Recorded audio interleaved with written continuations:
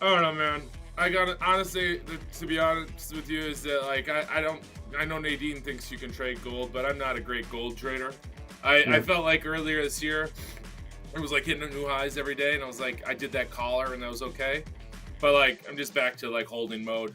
Um, you know, I, I'm not very good at trading gold in the short term. You never Yeah. know. The problem with gold is that there's always some different factor that what trades in it. Like, is it the physical market? Is it the real rates? Is it leverage? I don't know. I mean, like, I just think that gold's something. When you look at the next 5 years, 10 years, it just Yeah. seems like it's just an easy thing to hold, and you don't have an overvaluation situation like the S&P.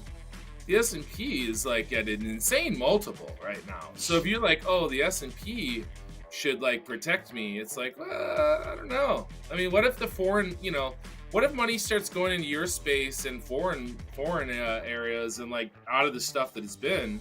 I could see gold. Like, you remember in 02 to 08, right? Like, Hmm. money came out of the hot stuff.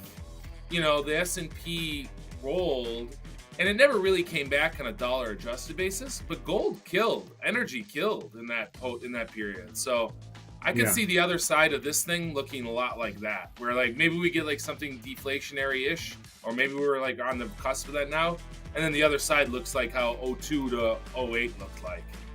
Yeah. Never always the same, but yeah, I'm bullish. Like, that was a long ass way of saying I'm bullish. Yeah. I heard this morning. I didn't realize. I think I heard it correctly that Tesla's up 90% since the election. Yeah, Sam Tesla's I am caught that insane. one. Yeah,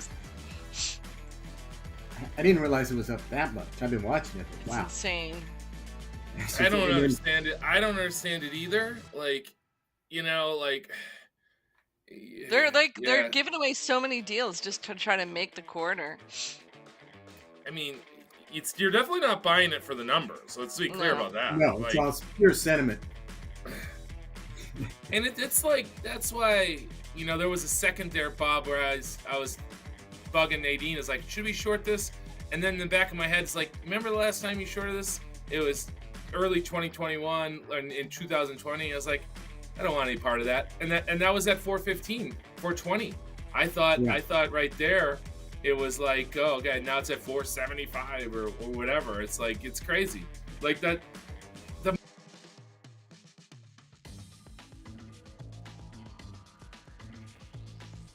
I lost your audio. Ben, did you just get lost, or Bob? Can you hear me? I can hear you, Nadine, here. but I don't hear Ben anymore. All right. There's Ben. Ben's back now. Ben, you back? I was here the whole time. Were you You flossing? cut out there for a second. I was flossing with my my language, my vernacular. Yeah, it was a pretty good one. You have to enjoy that. Not so much, but yeah. But well, you didn't dropped get- out. you I don't didn't know if it even- was you didn't- volume. I didn't chuckle. didn't- You didn't even get a chuckle out of that one.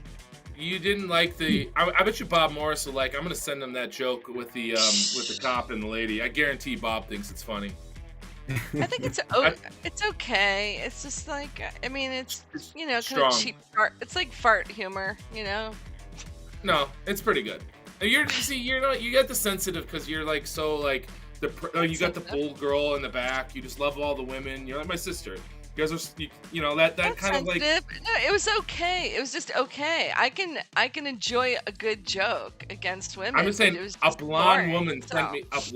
sent me that and thought that was the funniest thing So she's ever what? seen. It was just like okay, Bob, you can check it out. It's just okay, But sometimes Bob, Ben Right. can't Bob. take the fact that it's just an okay joke. It looks like we're All live right. now. We are live. Bob's like, let's get this done. It is Tuesday, December 17th. We have Bob Morris who's going to talk to us about energy and why it's kind of flailing here into year end.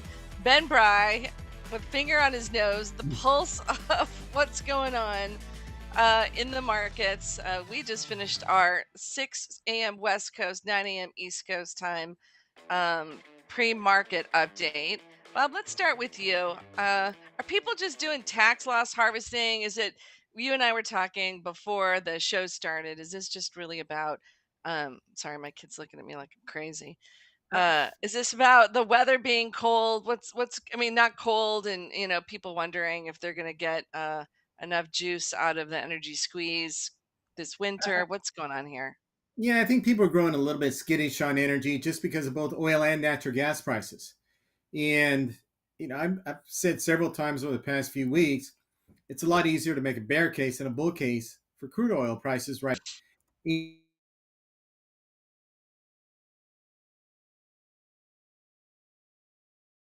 now is demand out of China, Hmm. which continues to disappoint. And we saw yesterday when the retail data came out worse than expected in China yesterday, oil prices came off because that all underscores China's economy and the demand Right. growth that everybody's looking there. And I think this morning China came out and said they were targeting 5% growth this year, and the market kind of shrugged and said, okay, yeah, whatever. Um, Good.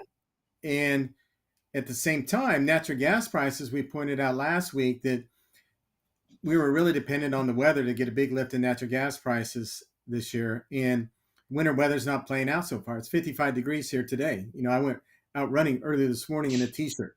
And Wow.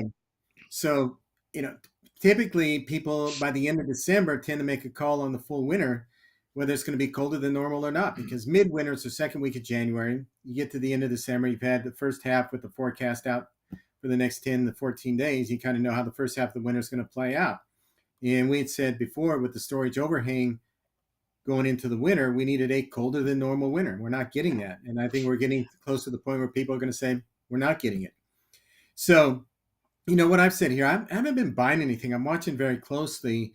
And one of the names I've been looking at that's interesting is that I hadn't looked at it in a long time, but it's Comstock Resources, CRK.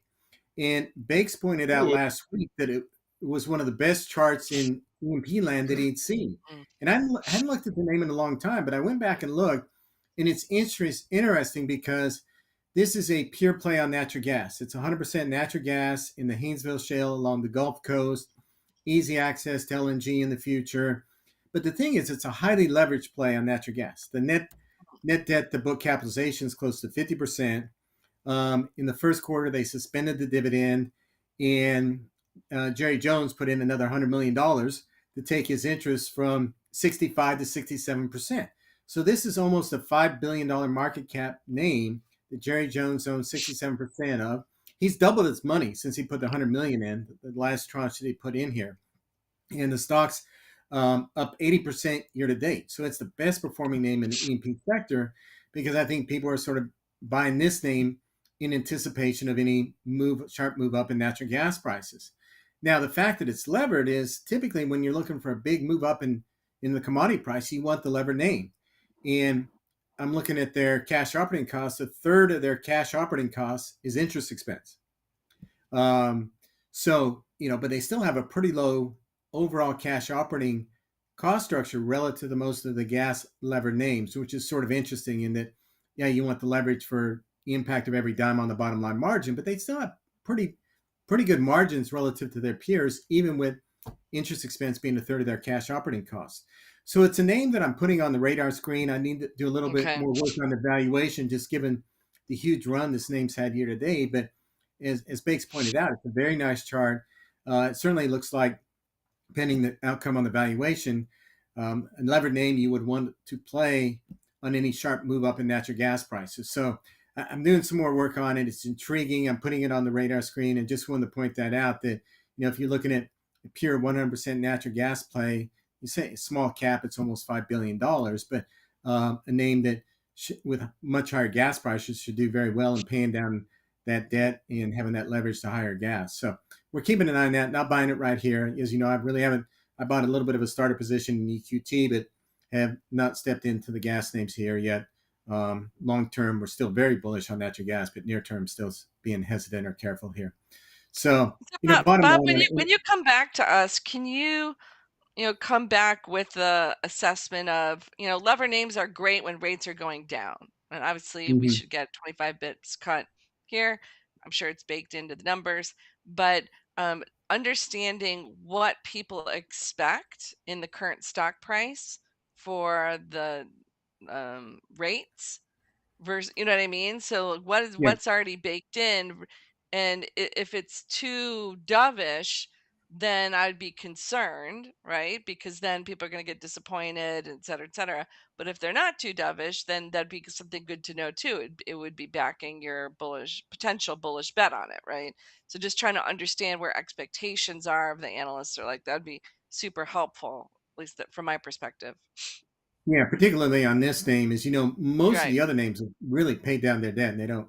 Right, right. Like You they know, shored things up the last few years, but if someone's still kind of out there, then you really want to have a sense of, well, not just relative to their peers, but individual, standalone. What are people expecting, such that if they get disappointed, or become, things go better than expected, what's baked in? So where's yeah, the because asymmetry, if there is some? you probably can't break it out. It'd be interesting to know of that eighty Well, you percent can move read year to the date. analysts, right? Like, what are the analysts saying? What are they putting in their models? Yeah, Yeah.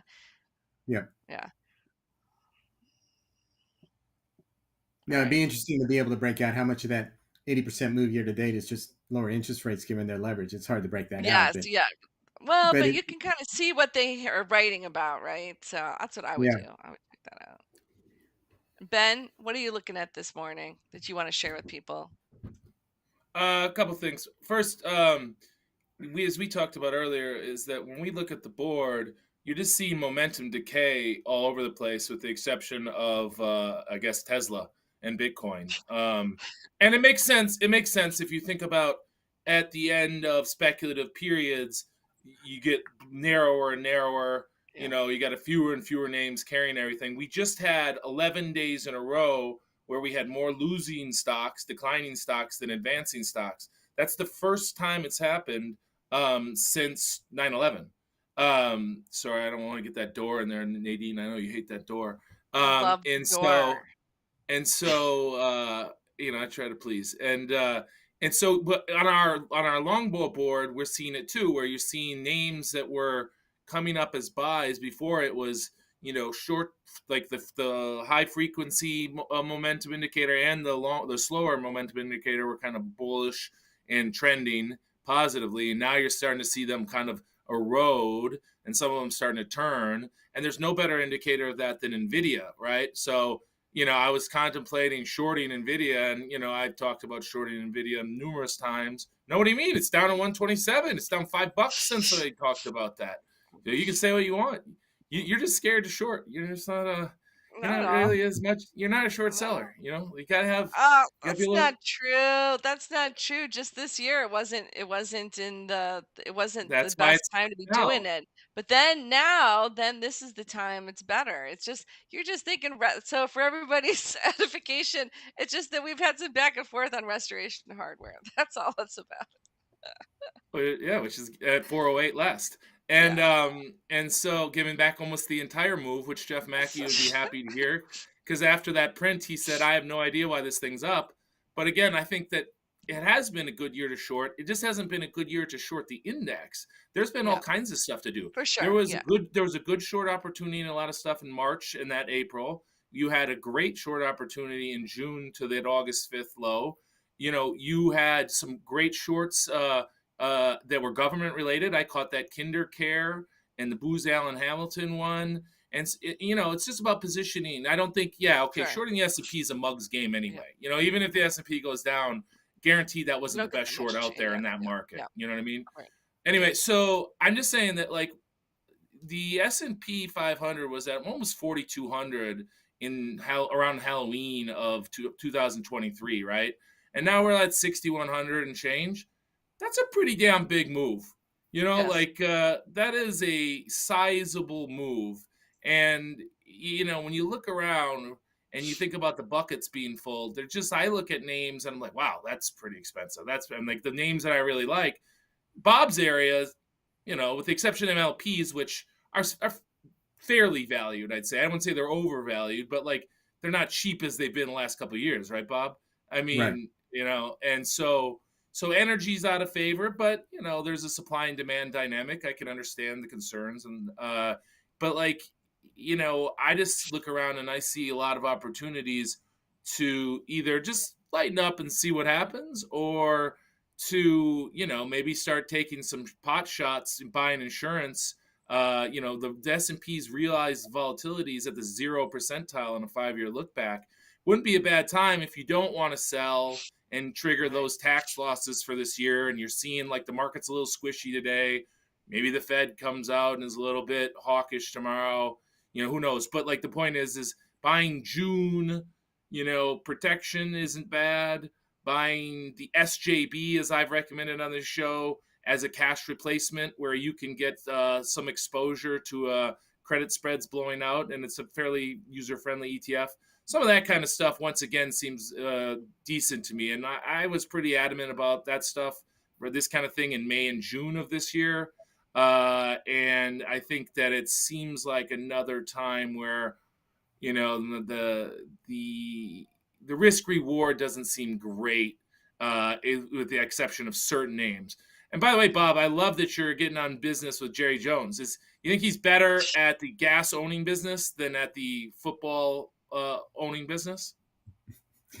Right now it appears so. I mean, since he put $104 million, an additional $104 million into Comstock in March, he's doubled his money since then. Yeah, and all the Cowboys do is lose. So yeah. Is there any other nat gas names you like? As we come up, it's a good thing to talk about, actually. So nat gas has one of the better fundamental. If we're going to talk about good fundamental stories, nat gas is a decent fundamental story. But there is a lot of supply. I mean, but like as we come up these next 2 years, two and a half years of these trains coming online, and just more adoption, is the forward curve reflecting this enough, or do you think that like the forward curve is wrong? Like when you think about nat gas right now? I mean, I think the forward curve, I think there's more upside than downside to the forward curve. And the fundamentals are very bullish. And you look at some of these, Google and Amazon investing in nuclear to provide some of the electricity supply. Nobody today is building small modular reactors. It's not going to happen. Natural gas is going to be the power source for all this AI build out, bottom line. And that's going to be very bullish for natural gas. Yes, there's a lot of supply out there, and we can turn on, another few BCF per day at the flip of a coin. But the long-term fundamentals are still very bullish. And you've got LNG build out too. And a lot of this, gas is going to be going into these LNG projects. So long-term, I think everybody recognizes that the long-term fundamentals for natural gas are bullish. The thing people are struggling with is when you step in and buy these names. And the timing. And this, the safe bet is to say, gee, well, if all of a sudden it turns wicked cold in the second half of the winter, I'm going to miss it. So let me buy a little bit now, just to make sure I've got that exposure. Maybe I have to wait 6 months or 12 months or whatever. I don't see huge downside to the natural gas names. We go back 10 years and there was this sort of bullish outlook on natural gas, and people were buying the names a little bit early, and 6 months later, it's like, oh no, it didn't move as quickly as we thought. But now it's 6 months out now. I thought it was 6 months out 6 months ago, but now that we're 6 months down the road and it hasn't happened, but it's going to happen now. It's 6 months out still. Yeah. I'm not selling the stocks. I'm not bailing on them. It's still going to happen. The only time you bail is when you say, wait, the fundamentals have changed. I was dead wrong about the fundamentals.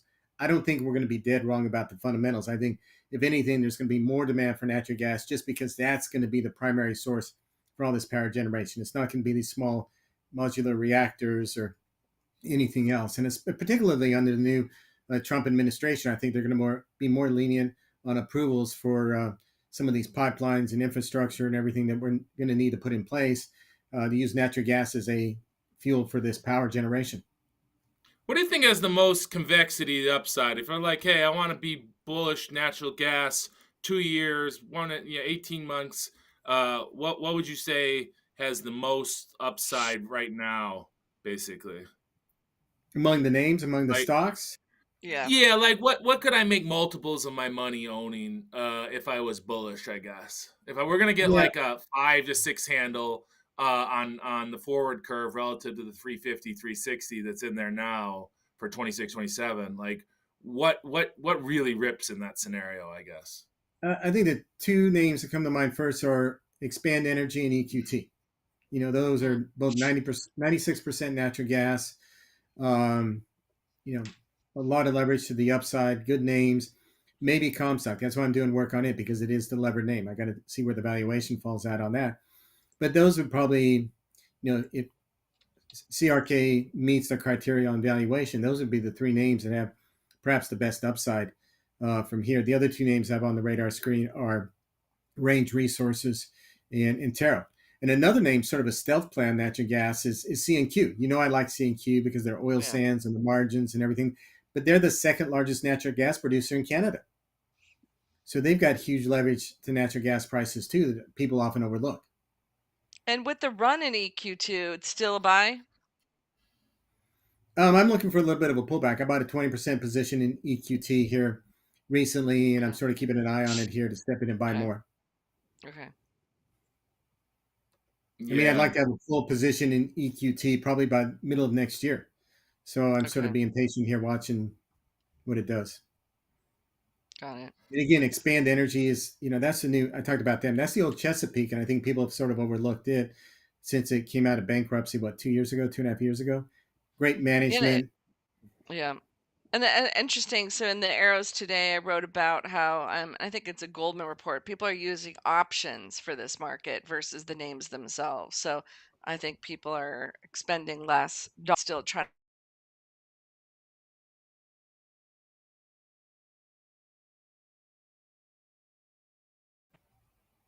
My screen froze. I don't know if you can hear me. Yeah, mine too. I don't know if you heard, but basically, I think Goldman's out, and I was writing a note about how people are using call options to mirror the bet that you're talking about versus putting money in the names themselves. So they're kind of counteracting the duration issue by using options. Yeah, I wonder how expensive those options are when you look at some of the names. If you lose all the value in the option versus the downside in the names, I don't know if that's a good way to play it or not. Because I don't think there's huge downside in the names. I mean, the names got whacked coming out of last winter because we had a warm winter and gas prices got hit. But we're a lot closer to those fundamentals playing out to the bullish side now than we were a year ago. Mm-hmm. Anything else, guys, for today? I mean, I will say that I'm looking at CVS. My buddy talked to me about it as a short a little while ago, and I didn't short it. And I was looking at the CDS yesterday for one of our projects, and 70 basis points. That seems like a little tight with Walgreens at 600. That maybe those bonds are a sell, or CDS is a because the equity's just getting smashed as these PBMs come under fire. I don't know if I'd short the equity today, but I started looking at that as well. That might be something put on people's radar. We were talking, probably the one big move of the today you should do is just go over to Walmart for your pharmacy needs versus CVS and Walgreens. Agreed. That was the takeaway of the day, is that I'm going to switch my pharmacy from Walgreens, which trades at 600 basis points, to Walmart, which doesn't ever go down. Yeah. It's the best stock ever. Just choose your pharmacy based on the stock chart. You know what I mean? That's right. That's right. Make real life decisions based on stock prices. That's really the takeaway we had this morning. Hey, stock prices are supposed to be a reflection of fundamental reality, right? Isn't that kind of what most of us like to think? On that note, I think we're going to wrap it up here. December 17th, 2024, Wall Street Beats. If you want to get more insights from the team, I can see here David has got a note out on Teva. Teva's popping. Got to become a subscriber to get the behind the scenes data analysis and insights from the team. But we'll catch you back tomorrow on the show. Thanks so much.